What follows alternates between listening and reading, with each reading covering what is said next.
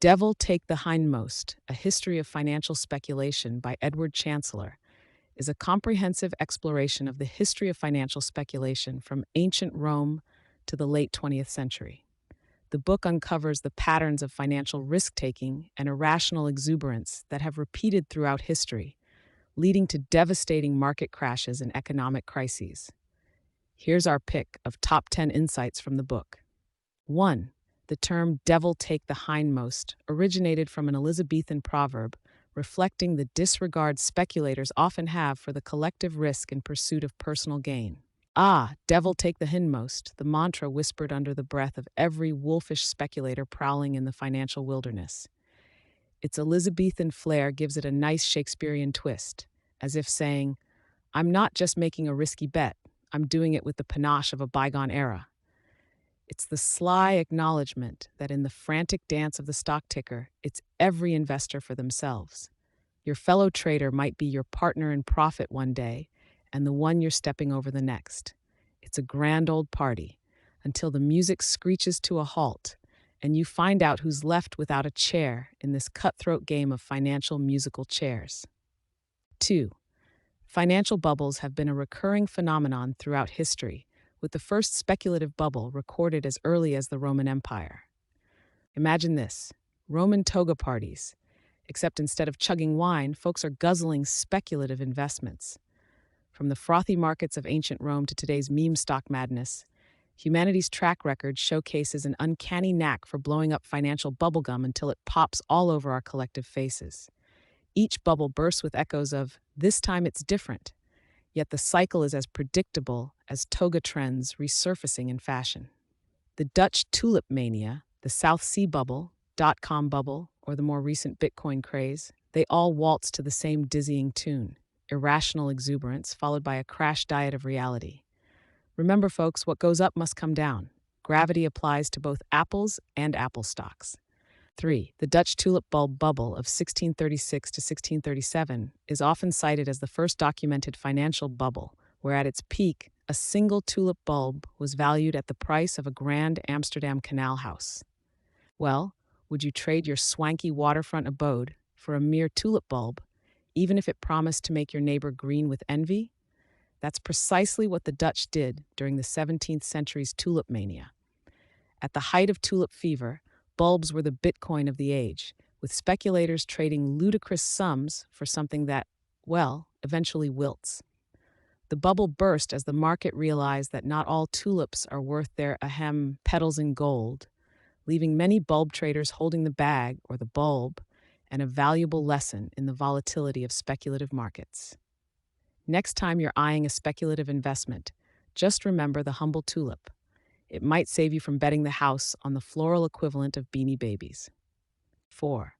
Isaac Newton, despite his genius, was not immune to the whims of financial speculation and lost a fortune in the South Sea bubble, quipping that he could calculate the motions of the heavenly bodies, but not the madness of people.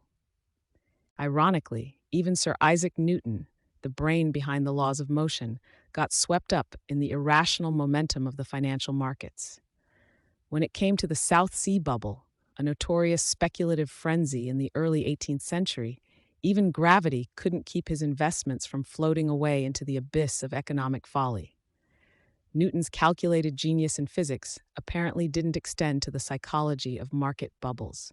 Our celestial navigator of the sciences discovered the hard way that financial gravity can be much less predictable, prompting him to lament his inability to predict human irrationality.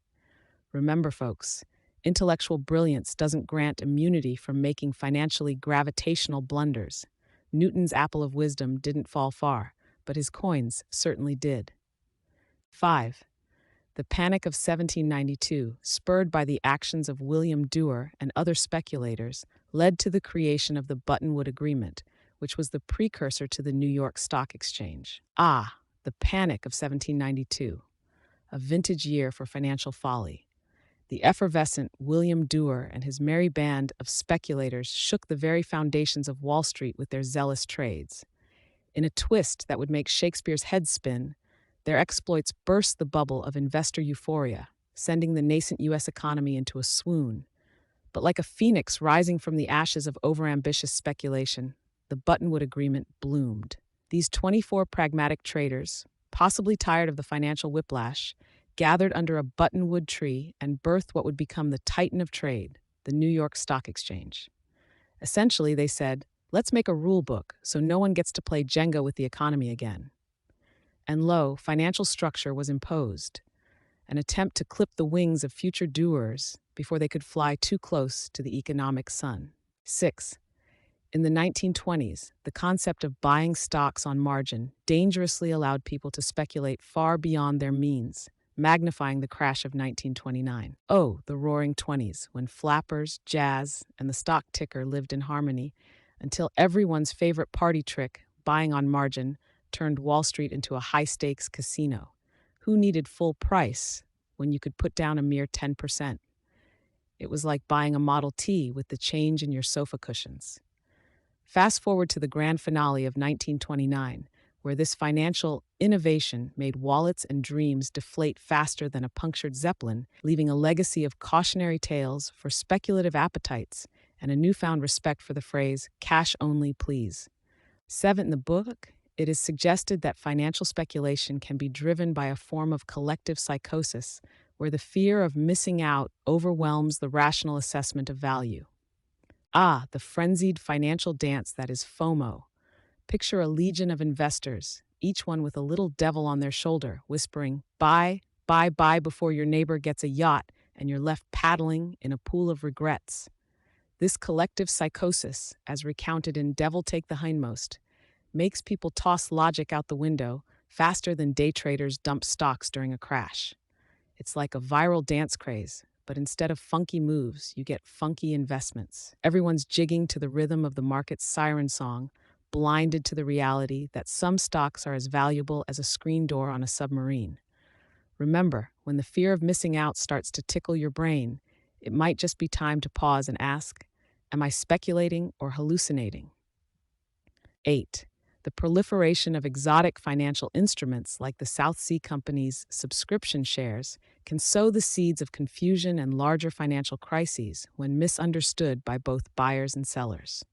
Imagine a financial Wild West where the craziest of instruments gallop around unfettered by common sense. That's what happens when exotic financial concoctions like subscription shares hit the markets. These arcane inventions can bewitch investors with promises of uncharted profits, leading them to throw caution to the wind and buy into the hype. But as complexity mounts, understanding plummets, and the next thing you know, you're in the midst of a market meltdown, with traders and investors playing a high-stakes game of hot potato with ticking time bomb assets. It's like someone yelled fire in a crowded trading floor, pure pandemonium. And when the dust settles, everyone's looking around, wondering who turned the financial market into a house of cards. Spoiler alert, it was those alluring yet bewildering subscription shares that everyone thought they understood, until they didn't. 9. Financial deregulation in the 1980s, paralleled by a rise in new technologies, set the stage for a new era of speculation symbolized by the 1987 stock market crash.